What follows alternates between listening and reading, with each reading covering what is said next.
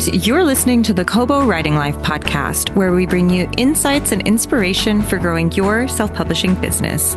We're your hosts. I'm Tara Kremen, Director of Kobo Writing Life. And I'm Rachel Wharton, Author Engagement Manager at Kobo Writing Life.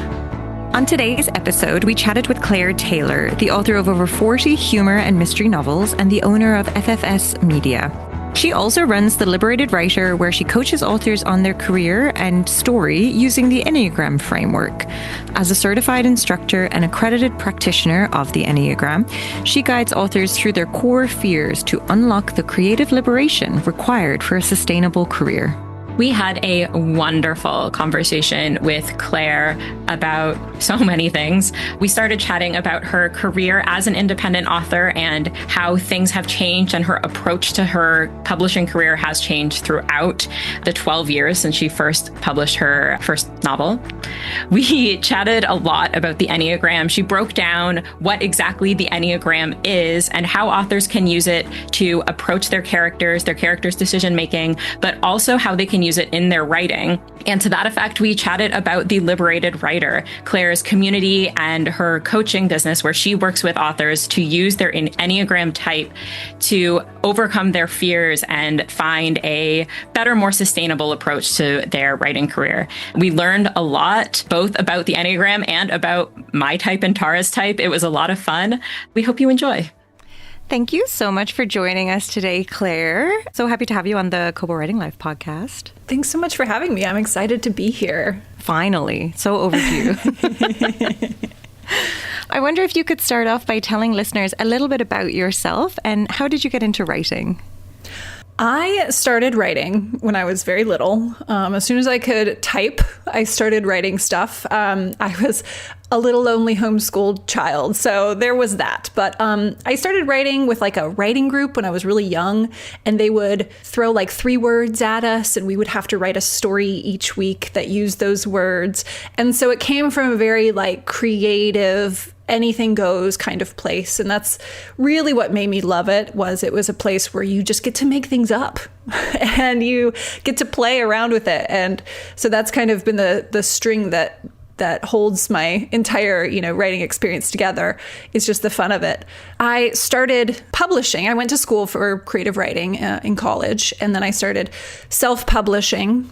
In 2012, I did sort of one of those vanity presses for my first novel that I'd written, and then realized, oh, you can just publish online now in 2014. So I started doing that and then continued writing. I always liked comedy. That was what I got into originally, just humor, satire, that sort of thing. A little frowned upon in a creative writing program in college because they want you to be very serious and literary. But once I realized, I can write whatever I want, then I started writing comedy. So that's where I started off. 2016, I really went full into publishing. I quit my job as a teacher in 2015, and not because I was making enough money off of writing. I just rage quit. And so then I went into writing full time. I was like, okay, I got to make this work, and started publishing in series. So I wrote a couple comedy series, and I got into paranormal cozy mystery. And that's really just what I love about being an indie author, is I can just kind of jump around. I have a crime fiction series. I have a paranormal cop comedy series. And so that's really where I came from, is being a writer and then getting to know the network of other authors. I started working more sort of collaboratively with other people. And that's kind of how I ended up doing some coaching and that sort of thing over time. But as far as just being a writer, it's just the one thing that, I don't know, maybe I have a God complex or something, but it's just so fun to be able to make up whatever I want and have it come together in a way that's really satisfying for a reader. Well, and from your start back in 2012 through now, you've written over 40 books under 4 pen names. So I'm curious about how your indie publishing journey has gone and some of the biggest changes you've kind of encountered throughout your time in this industry. Oh my gosh, there are so many changes. The industry is just such an interesting organism to observe, because it has changed so much and it feels unpredictable, but it follows the pattern of essentially every other independent industry that's come before. It follows a certain pattern. It's been really interesting. So in 2012, I thought that books took 7 years to write because that's how long it took me to write and publish my first one. And then I met some indie authors and they're like, 7 years, you don't have to do that much. And I'm like, oh, okay. So then I published a novella that only took 2 years. And I was like, wow, 2 years. I'm on top of this. I'm, Speedy Gonzalez over here. So then I started realizing, oh, if you kind of get the rhythm of it, you can do this a little bit faster. And so then those early days where it was like, just turn the books out, do it faster, that really appealed to my overachiever, my inner overachiever. And so I was like, oh, well, this is great. I can do this. It didn't appeal to my inner perfectionist. Over time, that started to really wear me down because I was like, I don't know, these books aren't quite up to my standard, but I'm pushing to try and get it out fast. So that was kind of the growth that I had to learn was what is a speed where I'm not just, obviously releasing books is a great way to make money. A new release is easier to make money off of in my experience than backlist. That's just been the way that my career has gone. So I'm like, okay, I need to release with some frequency, but where is that sort of sweet spot for me where I'm not releasing when I don't feel ready? And then over time, building up all this pressure of this mental pressure of it's all going to come crumbling down because I don't feel like this is good enough quality. So that was in the early days, even up through probably 2019. That was it. I mean, in 2018, I think I released 11 books and that was too many. That was too many and I burned out. And so then I had to kind of claw my way back from that. But it was a good learning experience. So my rate of writing has changed a lot. My idea of what I want the books to do for me has changed a lot. I've jumped genres a lot just because I kind of follow where my attention is at, or else I can't write the book. So, it's okay, I really want to write some crime fiction. So I go and do that for, a couple years. And then I'm like, okay, that's enough of that. I need a break from serial killers for just my own well-being. And then I'll go back to, paranormal cozy mystery or something like that. That's a little bit sweeter. And I'm like, yeah, I want to write about some talking animals for a little bit. So that freedom has been really nice. But I have had to learn where my cutoff point is. Do your readers follow you across your genres? Do you know? Some do, yeah. So I don't tell my paranormal cozy mystery people about my other stuff because it's a little raunchy, it's got some salty language, which, I just respect that they're not interested in that. But I do tell my humor folks about all my pen names and they read across it because no one's I'm only a humor satire reader, right? What an exhausting life. You get one or two good books a year, So they read across everything. And so I tell them and they pretty much follow me. And to be honest, you can tell when I've written a book. My voice is there even if I'm trying to pull back a little bit. It comes through. So they enjoy that. But yeah, it's really genre by genre. Some of them do not, they don't know. And it's fine if they find out. But I don't publicize it that way. Was it the understanding of readers' expectations within a certain genre that led you to use different pen names depending on what you were writing? Absolutely. Yeah. I know that my paranormal cozy mystery people, they are not going to want to read my serial killer books, even though they're still technically mysteries, right? They still fall under that umbrella. I actually tried to get one of my virtual assistants who helps me with a lot of the releases for my paranormal cozy mystery. I'm like, hey, would you be down to help me with my releases for this crime fiction series? And she was like, oh, no, I don't read that. And I'm like, okay, fair enough. We love a firm no. So yeah, the genre conventions has really, just going from my humor. So I have a sci-fi comedy series, space comedy series, and I have my paranormal police comedy, and I have a religious satire series. And I just don't think that going from that to the other genres, you're really gonna get what you're looking for unless you're a deep in the weeds fan of my writing. And I'm wondering if you can kind of speak to the challenges of balancing 4 different pen names and the different marketing, the different branding, etc. It's a lot to balance 4 pen names. I don't recommend it. If I could go back and maybe do things differently, I don't know, maybe I would. Although I just love all of my series so much and I think about them all the time, but it splits attention. And splitting the attention is you just run the risk of not giving anything your full attention, and it just takes a lot longer to move things forward across the board. Now, it's not a bad long-term strategy, but it's a terrible short-term strategy.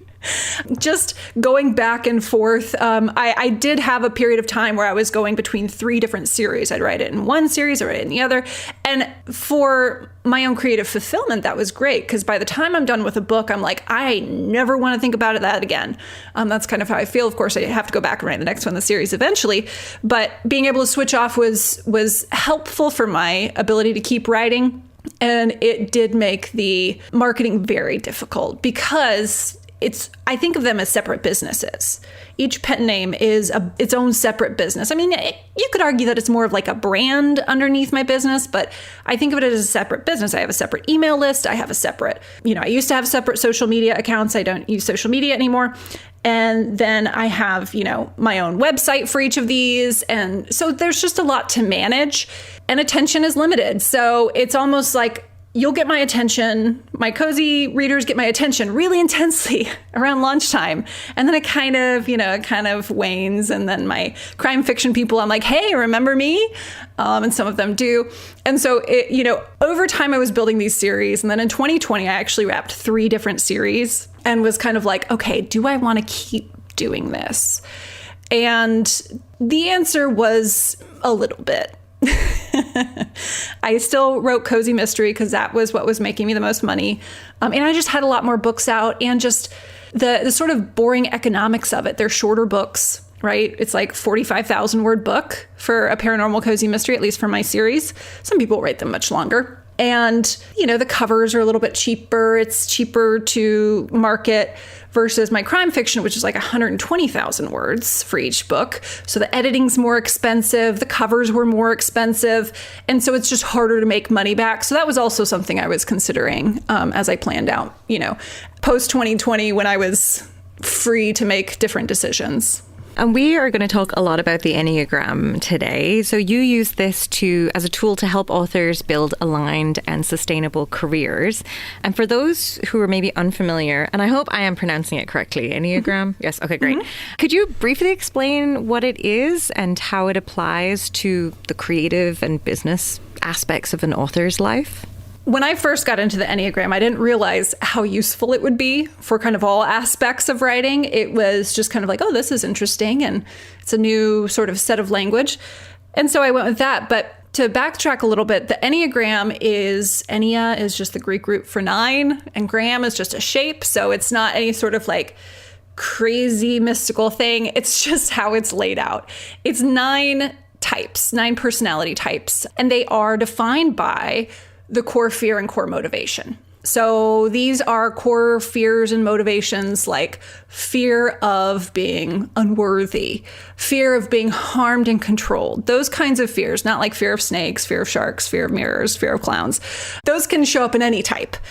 So it's really about understanding what that core social fear is that is driving us. And now that means that it's just motivation. It's a motivational personality profile, and it can overlay onto a lot of different things. But from that core fear and core desire of the type, and a lot of the times I will just talk about the core fear because I feel like our brains can kind of attach to a fear a little bit easier than the core desire. And they're 2 sides of the same coin. So like the fear of the type 3 to be without worth and value, the desire to have worth and value, right? So we can just talk about the fear, but the core fear really functions in the background of all of our decisions because it's the thing that the individual wants to avoid at all costs.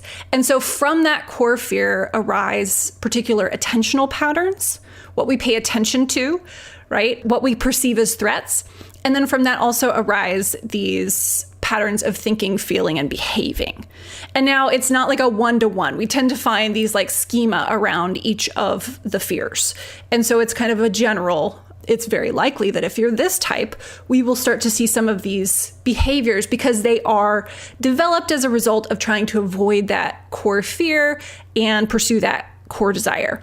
So really useful for writing characters because it's like, oh, what is their motivation? And a lot of the times authors have a really hard time getting to this. I was an editor for a long time as I was trying to get my writing business to make money. I would edit to make ends meet.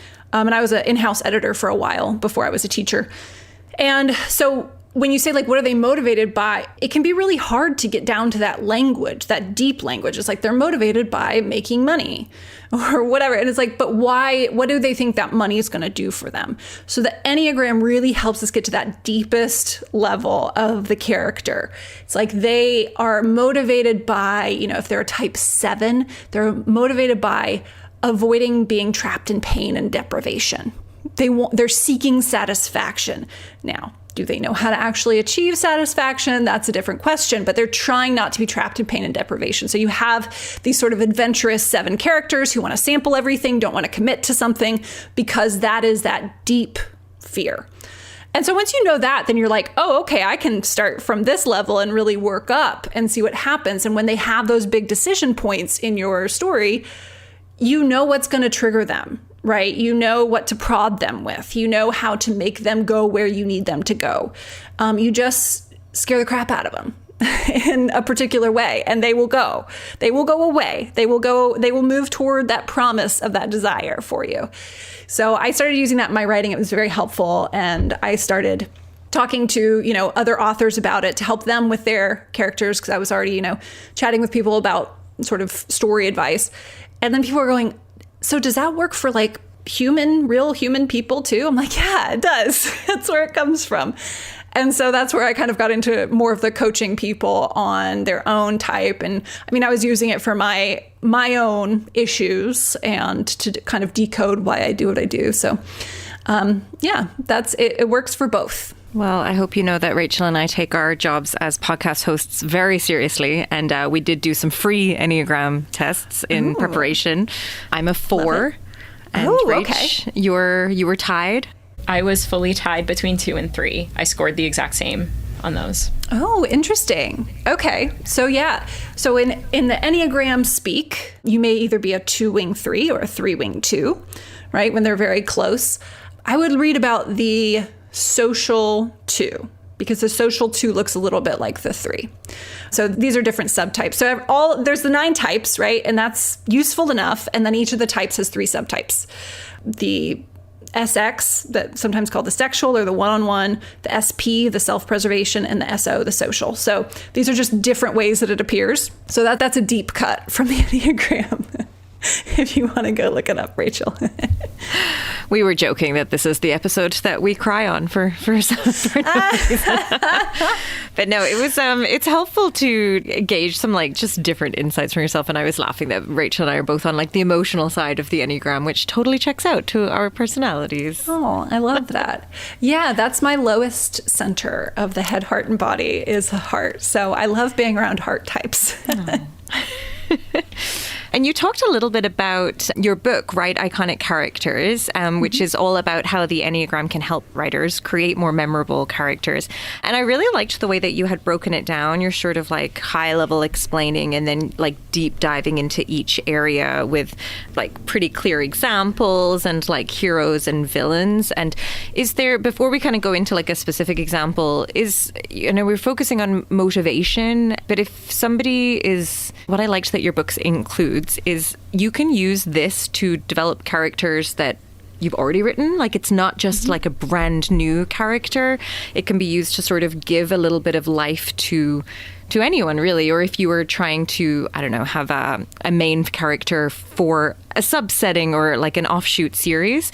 Can you talk about this a little bit about how it could be applied to like new writing characters, but also giving depth to older ones? This is the great thing about the Enneagram is it can be as sort of simple and you can kind of skim off the top, or you can go very deep. But also it's an intuitive model. I mean, most people can kind of recognize these types, right? So when we have these iconic characters, it's like we sort of will start to write and we're like, yeah, it's kind of like I guess it's kind of like a Han Solo character, or, it's kind of like a, Anne Shirley character that I'm writing, whatever it is. We have a sort of intuitive understanding of it. And the Enneagram gives us language and helps us avoid blending types, right? Because it's hard to make those intentional decisions if you haven't put the language to it yourself. So if you're writing a character, and this is what happened when I was on book 4 of my Jessica Christ series, was I hadn't typed her yet. And this was fine. I got lucky because in book 4, she's just entering college. And so Enneagram type, we don't really type people under the age of 18 because everyone's trying to find their identity. I mean, to be fair, there are some people, like some, kids where you're like, oh, I see that coming. That's how I feel with some of my nieces and nephews. I'm like, I'm not going to tell you, but I have a very strong theory. Anyway, so I got to play around with it, but I was like, okay, I need to figure out a type. What is her motivation? And so I just went looking for clues. So I just trusted, I probably have a general type in mind, and maybe I've been blending a couple, but you can just kind of bring it into focus slowly. If you haven't been using the Enneagram, if you're a few books into the series, you can rule out some types pretty quickly once you start to go through the 9 types and understand them a little bit more. So just, rule out the ones that it's definitely not that type. It's definitely not that type. Get down to a few and then just start to slowly bring it more into focus. And readers will just be happy. They will just be like, oh, wow, I'm really into this book now. It's not like it's, I'm 5 books in to a 15-book series. It's too late. No, you can just kind of gently guide it, right? Just shape it a little bit toward a particular type. And that's just going to help you write the rest of the books too. And readers will start to recognize it intuitively. So readers, they don't know. What you hear from readers when you blend the types or you mix it up or you're not really focused on a type, all you hear is, I don't think that character would do that, right? They don't have the language necessarily unless they're some sort of Enneagram, enthusiast, and then they might have the language, but that's rare. So you don't have to write to that audience. But they'll just say that doesn't feel right. I don't think that character would do that. And we've all had that experience as a reader. And it's usually because the author forgets what the core motivation is or hasn't quite drilled all the way down, and they're imposing their own core motivation. So they're like, what would I do in this situation? Well, if it's not the same type, it may be very different. So yeah, you can introduce that later on and use that as just increased skill, increased knowledge. You just know the character better. I mean, that's just what happens when you write in a series, is you just get to know the character better. And so that's a natural progression. I wouldn't really worry about that. Some people feel like, oh, all is lost. I didn't do it too, early enough in the series. And don't worry about that. Let that go. When you're starting with a new character, if you're the person who likes to do really deep work on that character before you start writing, Enneagram can be really good for that.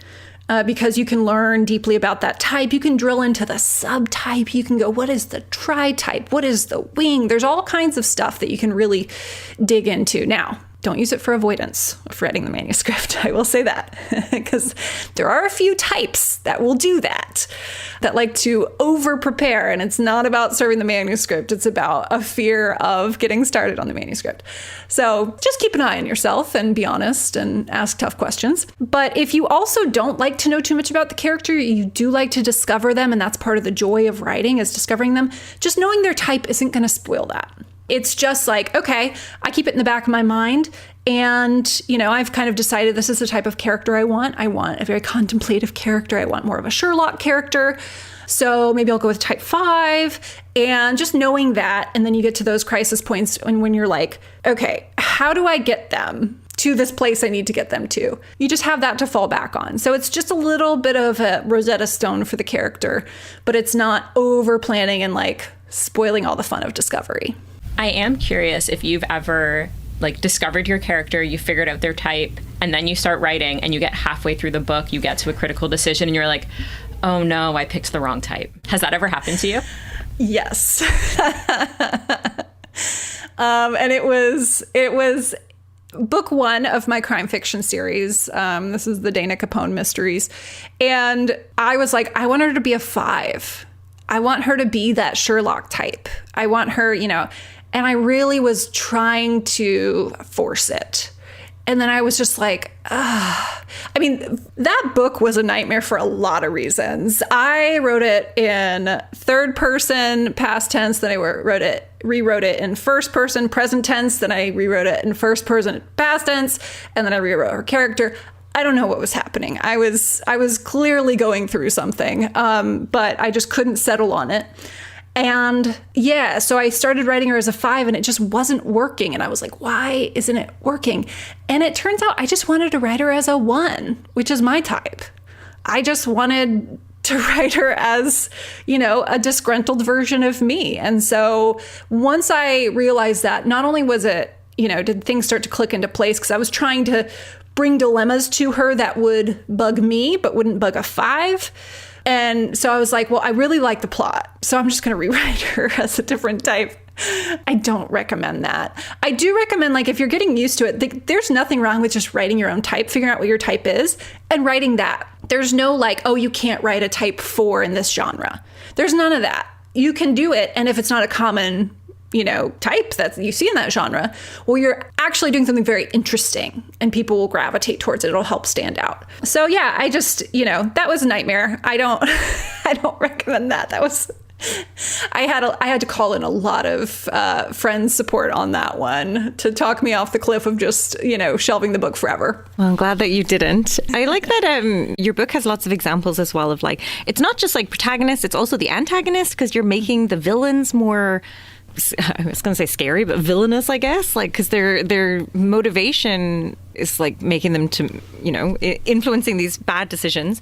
How far down do you go, like, when you're writing? Do your side characters get typed out, or does it depend on where your story is going? Do you do you know your protagonist's mom's type? It's always good to know the character's parents' types. Everything is parental trauma. No, I'm kidding. I will make sure I know the protagonist types, usually love interest types, because the dynamics are so important. Or if it's like a buddy cop kind of thing, then like whatever the main pairing is. I like to know my antagonists types, the villains. I think it's important to know that, because otherwise they just kind of become, the mustache twirling villains. They become a little bit of like a Bond villain, which don't come at me, Bond people. But, it's like, I just want, my goal is to like play a cat and mouse game. And it's like, okay, you could just blow up the planet. Anyway, so it makes them a little bit more interesting and readers get hooked. I mean, let's be honest, like a complex villain where you're like, I don't know, man, they're starting to make sense. Like, it's so good. So you can use the Enneagram for that, because when we're looking at, like, let's say a type 8, right? This is called the challenger often. And its fear is being harmed and controlled, right? So it's trying to avoid that. It wants to have control over itself, autonomy, independence. And so at the very healthy level, there's these 9 levels of development for each type. At the healthier levels, that's levels 1 through 3, we start to see a very magnanimous leader, a defender, an advocate, protecting their people, a very strong, healthy example of what it looks like when you're not so worried that you're going to be harmed and controlled, that you can start to care for other people and be vulnerable and have those qualities, risk the vulnerability that's required to be like a healthy leader and to show care about people rather than like trying to control them all the time. So that's the healthy 8. That would be like a Captain Marvel, right? She's very much that sort of healthy defender 8, right? I think a lot of that about in the first Captain Marvel movie, like she has that montage where she keeps getting knocked down and keeps getting back up. And that is just the resilience of the 8. They're like, I will not let you keep me down. And so it's a really beautiful thing. Okay. Obviously, I'm saying that because I'm about to show you the devastation and destruction that an 8 villain can cause. So you have that fear of being harmed and controlled. So we can look at like power, right? There's different forms of power. There's empowerment, which is that healthy 8. There's power to, power with. Those are, also okay. Then there's power over, right? So that need for power overcomes when the 8 loses touch with the fact that they are empowered. When their fear of being harmed and controlled becomes so overwhelming, it gives them this tunnel vision. And so in these unhealthier levels of each type, it really becomes a comparison. That feeling of lack becomes, well, I just need to be more of it than someone else. And so for the 8, that's like, I just need to have more power than someone else. And so you can get these tyrannical characters as type 8 villains, right? And you give them a backstory of when they were young and innocent and powerless. And you give them a situation where they were so powerless and no one stood up to protect them. And that can really drive that fear of like, nobody's coming to save me. I have to save myself. And the only way to do that is to not be the one getting harmed. So you harm them first, right? So now you have a more interesting villain, and there are a lot of type 8 villains. It's a very common one. It just is, they do a lot on the external world, right? So they are an external force. They want to change the external world to please their desires and to put them in power. So it works really well for a plot. So yeah, you can see how that 8 really has that range. And so what you can do is you can have a type 8 hero versus a type 8 villain. And that's really going to be an interesting conflict there because they agree on so much. And the 8 hero is going to see a lot of themselves in the 8 villain. So we've got a lot of shadow work we can do in this story. And then the 8 villain's going to go, you're not so different from me. And so you can do that. You don't have to have the villain and the hero the same type, but you can see how that range really calls the shadow self of the hero into the scene. First, I just want to say 10 out of 10 Captain Marvel reference. I don't think my girl gets referenced enough, so thank you for that. But I also am wondering if you would walk us through another example, one from your book, The One and Only Elle Woods, and kind of talk about how her type influences her decisions to kind of show us how you can use the type to be like, okay, you know, she's a type 3, so she would decide to go to Harvard because of this. Mm-hmm. Yes. Okay, so Elle Woods. This one was so fun. I can't believe I got to go back and rewatch Legally Blonde for a book. So it mostly holds up. A few words we wouldn't use today. But other than that, a great type 3 plot. So the 3 is often called the achiever. And I mentioned before, but their core fear is to be without worth and value, and their core desire is to have worth and value. So we are really looking at a lot of gauging their worth and value from other people. This is where the 3 starts. These are these average levels of 3. The 3 is really good at seeing themselves through other people's eyes. So they know how they're being perceived. There's just a lot of attention and awareness about how am I being perceived. So then the 3 is really good at giving people what they want. So being that thing that other people want. This is the gift of the 3, the sort of talent, the natural talent of the 3. So we have Elle Woods, right? She knows what is sort of defined as worthy and valuable in the society she runs with at the start. And that's to marry a successful, to marry her high school sweetheart, or her college sweetheart, be successful, be like a successful, beautiful, somewhat, empty-headed wife. That's where she starts, right? Just be cute, just be that perfect wife. Well, the problem is that her boyfriend decides that the blonde presentation of a woman, right? The like pretty, trim, friendly, peppy blonde that she's believed is like what people want.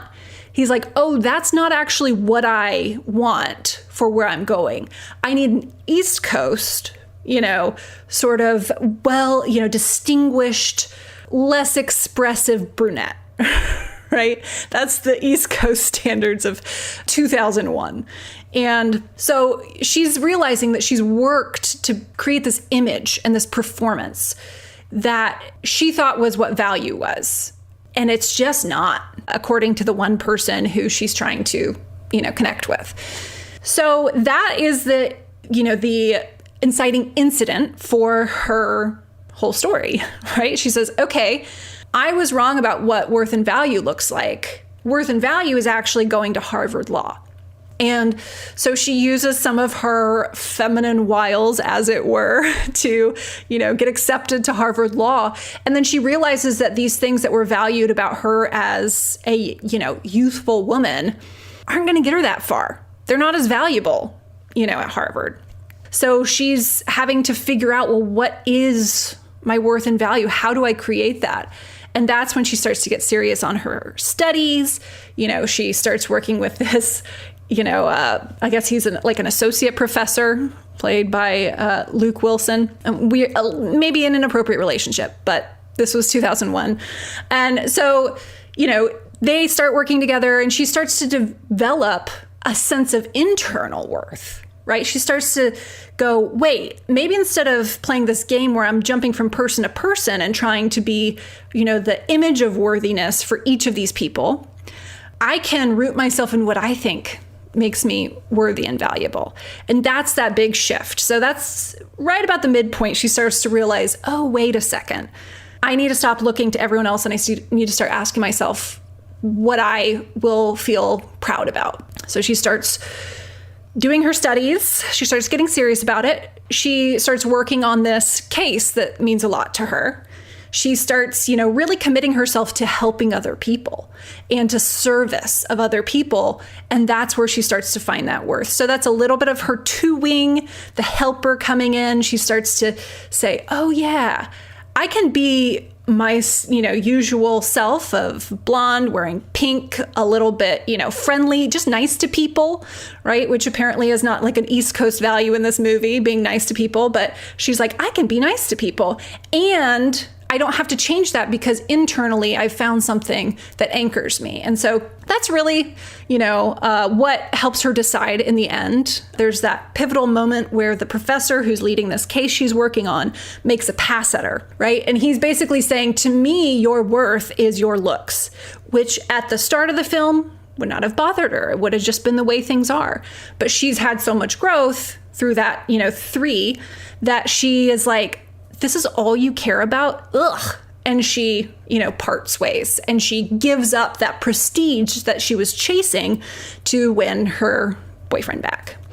And so she really, you can see the growth in that moment of her moving to a healthier place in 3. I love Elle Woods. As a blonde currently wearing pink, who is also a 3, too. Phenomenal. Love to be the same as Elle Woods. Yeah, she's your patron saint.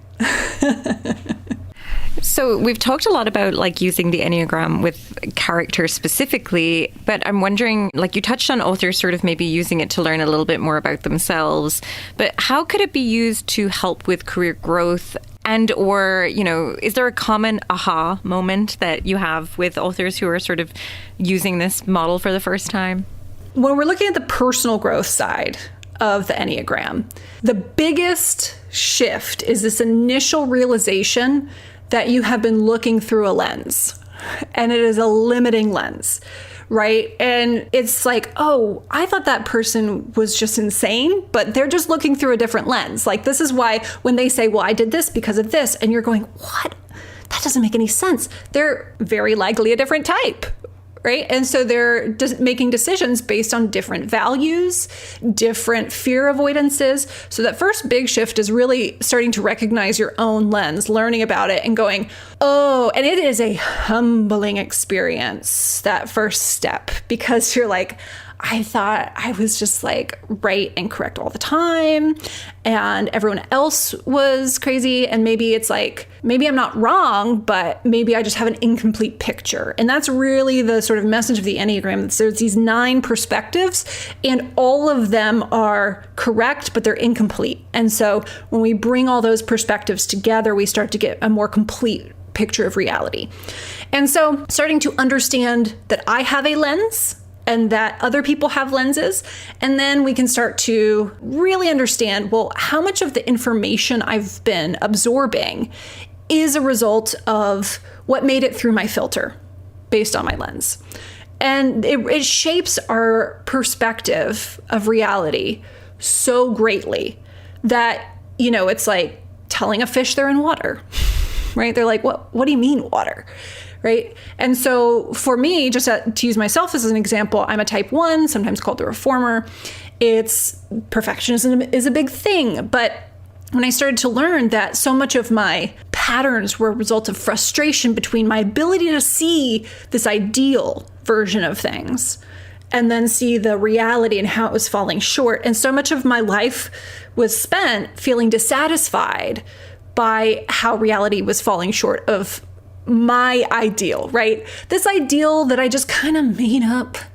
And how much of myself, or how much of my motivation was based on a fear that I didn't hit that ideal goal, that my reality was falling short of some made up ideal.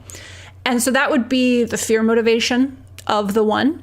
Is for a type 1, 100% is the bar. That is the bare minimum.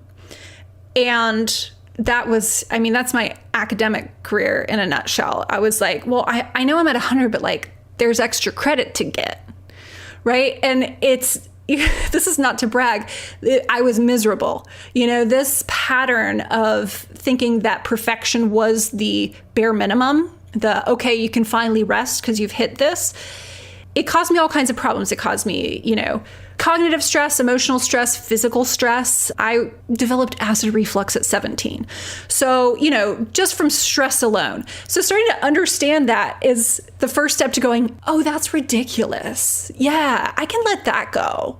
I can just kind of start to see these things that I've been doing and going, ooh, yeah, that's not something I want to hold on to. I'm going to let that go and I'm going to try something else. And so that's what I do with authors, is helping them see these things that they've been doing over and over again, because in their mind, there wasn't another option. This is just what you have to do. And you start to go, oh, there is another option and I could give it a try. And we run experiments. I don't say you're going to change your whole life. We run little experiments because the body and the mind need to know that it's safe to try something else, something different from what you've been doing your whole life. And so when we look at, writing, this is where it starts to show up big time in process, right? A lot of the times people will rewrite a book a bunch of times and they're like, I'm so sick of rewriting these books. Every book, it's the same thing. And it's like, okay, well, let's address the fear that you have. Like, what is that fear that's making you think that if only I can get this book, right, whatever that means, according to who, that's all up for debate, but then I'll be safe, or then people will like me, or whatever it is. We need to kind of unpack that. And that starts to really allow people to let go of the just kind of debris of life that builds up and make it more pleasant to write, more exciting, really unlock some room for creativity, because fear does not help creativity. And then, looking at marketing. Marketing, the Enneagram types come jumping out at us with marketing, because you are saying, hey person, hey anonymous person, like this thing I created. And that immediately triggers social fears. So that is where we really get to dig into it in the coaching. I feel like we could talk about the Enneagram forever in so many different aspects of writing, marketing, character creation. But you also have another thing going on, which is the Liberated Writer. Mm-hmm. And I'm curious if you can tell us a little bit about that. So the Liberated Writer is where I do a lot of my coaching, but I also have a 5-week course that I run a couple times a year. And I love the 5-week course. So this is like a group course. We go week by week and we follow a hero's journey, an internal hero's journey, to discover sort of that get through that main confrontation with the fear, and bring an elixir out on the other side. And so we do it together because everything's easier and more fun when we do it with friends. And that is I also offer a lot of Q&A, live coaching. We do, group sessions and that sort of thing throughout the 5 weeks. So that's kind of a intense, but, very fulfilling and liberating experience.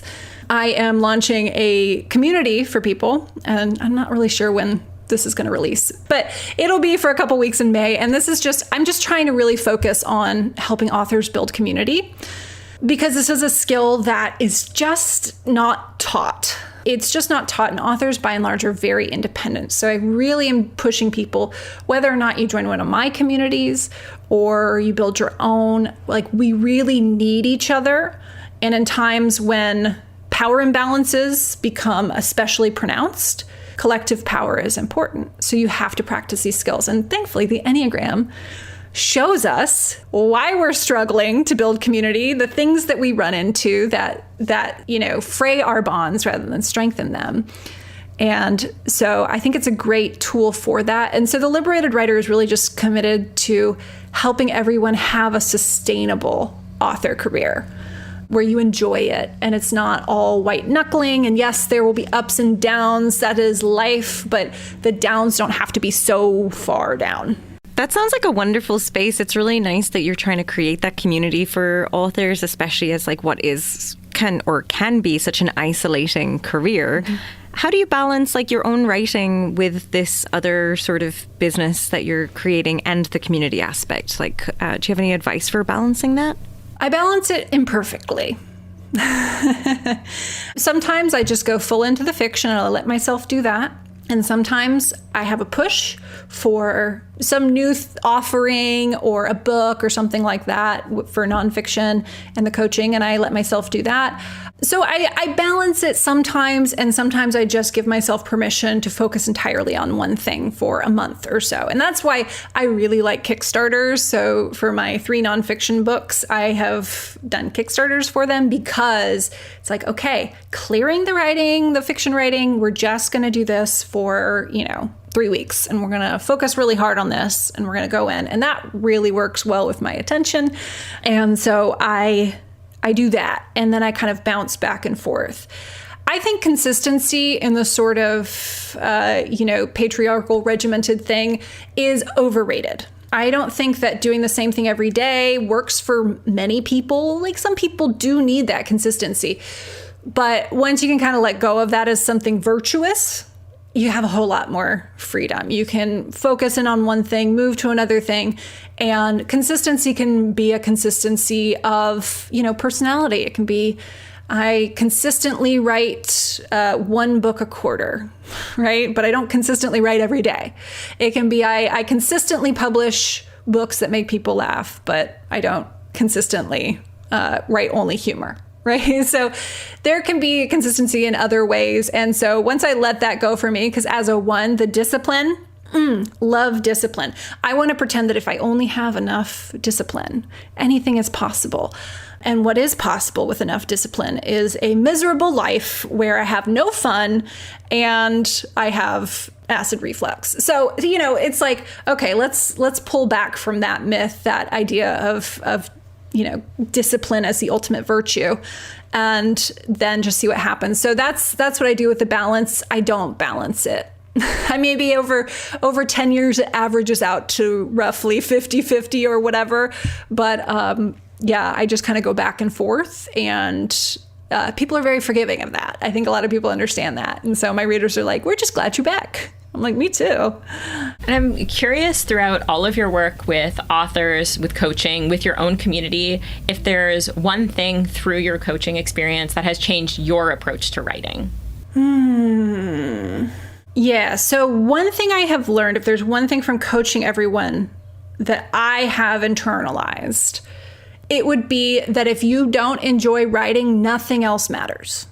If you aren't connected to the writing process and getting something out of it that is fulfilling to you, that renews you, it doesn't matter if you can launch a book well. It doesn't matter if you have really good covers. It doesn't matter if you're really good at marketing. If you don't love writing, everything will fall apart eventually. So it just is, so that is the number one thing that I have really had to work on, is I can get so lost in other things, trying to optimize this or look at, this or work harder on this. But as soon as I stop enjoying the writing, it's like my number one goal has to be go back to enjoying the writing, find a way to reconnect with the writing. And that has come from coaching so many people who are trying to solve other problems when the problem they need to solve is their relationship to writing the books and the process of their creativity. And so it's really like, that is, the house is on fire, right? If you don't have a good relationship with your writing. And now it's like a marriage, right? It's going to go in cycles. And sometimes you're going to be like, what have I done? And sometimes you're going to go, oh, this was the best thing that I ever could do. I can't imagine living without this person, But really just understanding that when you lose sight of that connection, your job is to re-engage with that connection, with creativity, with the play of writing, with the satisfaction, gratification of writing a scene that just moves you, right? That's really that experience of writing is the thing that you need to protect, because I can't coach anyone through it if they hate writing, right? Long term. For sustainability, you have to enjoy it or it's just going to grind you down. And if you don't enjoy this process and you're like, I'm just here for the money, like get into cryptocurrency or something, go do something else. Don't do the writing. The world isn't starving for writers. Do it if it means something to you. I think we could keep talking to you all day, but that seems like a lovely place to leave it. And where can listeners find you online if they're interested in learning more and becoming more liberated themselves?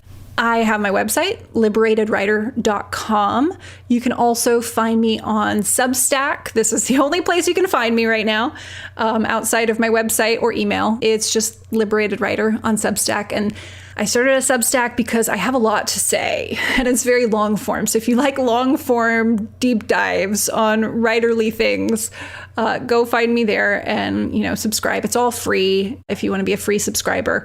Some people pay, which is wonderful, but it's all there available. And I'm not on social media anymore, so you may find my accounts, but if you follow, nothing's going to be there. So find me at liberatedwriter.com and on Substack. Thank you so much for taking the time to chat with us. Just had a great time. This was such a pleasure. Thanks for having me on. Thank you for listening to the Kobo Writing Life podcast. If you are interested in picking up Claire's books or learning more about her coaching, we will include links in our show notes. If you are enjoying this podcast, please be sure to rate, review, and subscribe. And if you're looking for more tips on growing your self-publishing business, you can find us on socials. We are at Kobo Writing Life on Facebook, Blue Sky, Instagram, and Threads. This episode was hosted by Rachel Wharton and Tara Kremen, with production by Terrence Abrahams. Editing is provided by Kelly Robotham. Our theme music is composed by Tearjerker, and thanks to Claire for being such a wonderful guest. If you're ready to start your publishing journey, sign up today at kobo.com/writinglife. Until next time, happy writing.